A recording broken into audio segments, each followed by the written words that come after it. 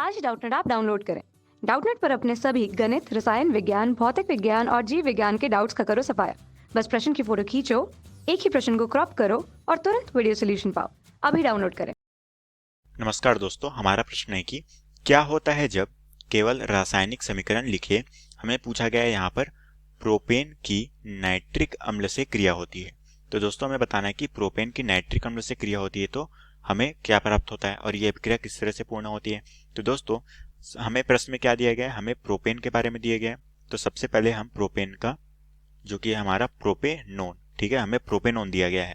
तो दोस्तों हमारी जो प्रोपेनोन की है उसकी हम सूत्र लिख लेते हैं।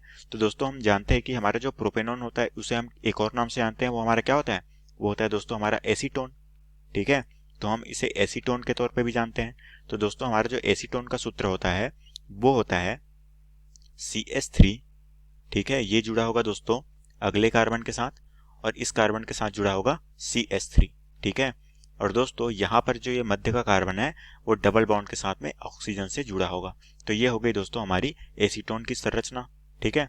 तो हमने यहाँ पर एसीटोन की संरचना बना ली।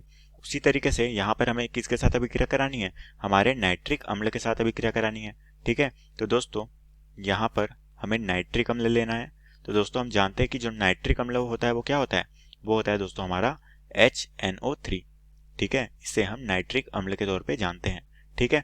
तो अब दोस्तों हमें इन दोनों की अभिक्रिया करानी है और बताना है कि उत्पाद हमें क्या प्राप्त हो रहा है। तो सबसे पहले दोस्तों हम यहाँ पर इसकी रासायनिक अभिक्रिया देख लेते हैं। तो यहाँ पर इन दोनों की जो रासायनिक अभिक्रिया कुछ इस तरह से पूर्ण होगी, रासायनिक अभिक्रिया, ठीक है। तो हम इन दोनों की अभिक्रिया देख लेते हैं। तो दोस्तों हमारी जो एसीटोन है जिसे हम प्रोपेनोन कहते हैं, इसकी संरचना बना लेते हैं। तो इसकी संरचना इस तरह से बनेगी, ये हो गया हमारा CH3 जो कि जुड़ा है अगले कार्बन से और ये जुड़ा है अगले कार्बन से CH3, और ये जो मध्य का कार्बन है वो डबल बॉन्ड के साथ किससे जुड़ा है, ऑक्सीजन से जुड़ा है। तो दोस्तों इसकी अभिक्रिया हमें किससे करानी है, HNO3 के साथ में, ठीक है। तो जब दोस्तों हम इसकी अभिक्रिया HNO3 के साथ में कराते हैं तो हमें HNO3 कौन सा माध्यम में लेना पड़ेगा, यहाँ पर हमें कॉन्सेंट्रेटेड HNO3 लेना पड़ेगा, ठीक है, जो कि हमारे सांद्र अवस्था में होती है, ठीक है। अब दोस्तों यहाँ पर हम उत्प्रेरक के तौर पे क्या यूज करते हैं, ऑक्सीजन, ठीक है। तो हम उत्प्रेरक के तौर पे यहाँ ऑक्सीजन का परमाणु यूज करेंगे। और दोस्तों जब हम इसे अभिक्रिया कराते हैं तो हमारा जो अभिष्ट उत्पाद प्राप्त होता है वो होता है हमारा HCOOH, जिसे हम फार्मिक एसिड या फिर फार्मिक अम्ल कहते हैं। और साथ में हमें प्राप्त होता है CH3COOH और इसे हम एसिटिक अम्ल कहते हैं।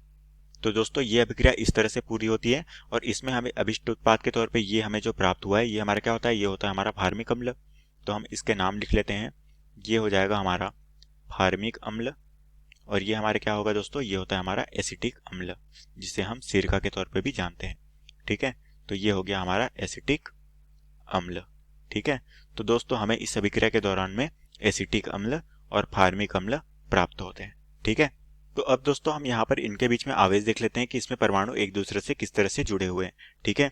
तो यहाँ पर दोस्तों हम जानते हैं कि यहाँ पर हमारा क्या है, ये है दोस्तों हमारा एसीटोन, ठीक है। तो यहाँ पर हमारे CH3 पे कौन सा आयन होगा, यहाँ पर प्लस आयन होगा। उसी तरह से कार्बन से जुड़ा है जो कि द्विबंध के साथ जुड़ा है ऑक्सीजन से, जिस पर माइनस आयन होगा। और दोस्तों इस CH3 पे हमारा कौन सा होगा, प्लस आयन होगा, ठीक है। और इसकी अभिक्रिया हमने किसके साथ कराई, HNO3 के साथ कराई। तो H पे प्लस आयन और NO पे माइनस आयन होगा। तो दोस्तों जब ये अभिक्रिया संपन्न होती है तो यहाँ पर दोस्तों जो हमारा CH3 है और यहाँ पर CO है, ये दोस्तों हमारा जो ये समूह है वो किसके साथ अभिक्रिया कर लेता है, ये दोस्तों यहाँ पर हमारे एक O और एक H के साथ अभिक्रिया कर लेता है, जिसके फलस्वरूप क्या बन जाता है हमारा CH3COOH, जिसे हम क्या कहते हैं, इसे हम दोस्तों एसिटिक अम्ल के तौर पे जानते हैं, ठीक है। तो ये हो गया हमारा एसिटिक अम्ल। और साथ में दोस्तों यहाँ पर जो हमारा H का परमाणु बचा है वो बचे हुए OH के साथ में अभिक्रिया करके क्या बना लेता है, HCOOH, जिसे हम फार्मिक अम्ल के तौर पे जानते हैं, जहां पर H पे प्लस आयन, COO पे माइनस और H पे प्लस आयन। तो इस तरह से दोस्तों हमें हमारी अभिक्रिया पूर्ण होती है जिसमें हमें अभिष्ट उत्पाद के तौर पे फार्मिक अम्ल और एसिटिक अम्ल यहाँ पर प्राप्त होता है। और दोस्तों हमें प्रश्न में यही पूछा गया था कि हम प्रोपेनॉन जो कि होती है हमारी एसीटोन की नाइट्रिक अम्ल से क्रिया कराने पर हमारा कौन सा उत्पाद प्राप्त होता है, तो वो होता है दोस्तों हमारा फार्मिक अम्ल और एसिटिक अम्ल। और यही दोस्तों हमें प्रश्न में पूछा गया था जो कि हमारे प्रश्न का उत्तर है। तो आशा करता हूं दोस्तों आपको ये प्रश्न समझ आया होगा। धन्यवाद। कक्षा 6 से 12वीं से लेकर नीट, IIT, JEE वो एडवांस के लेवल तक 1 करोड़ से ज्यादा छात्रों का भरोसा। आज ही डाउनलोड करें डाउटनेट ऐप या व्हाट्सएप करें अपने सारे डाउट्स 8400 400 400 पर।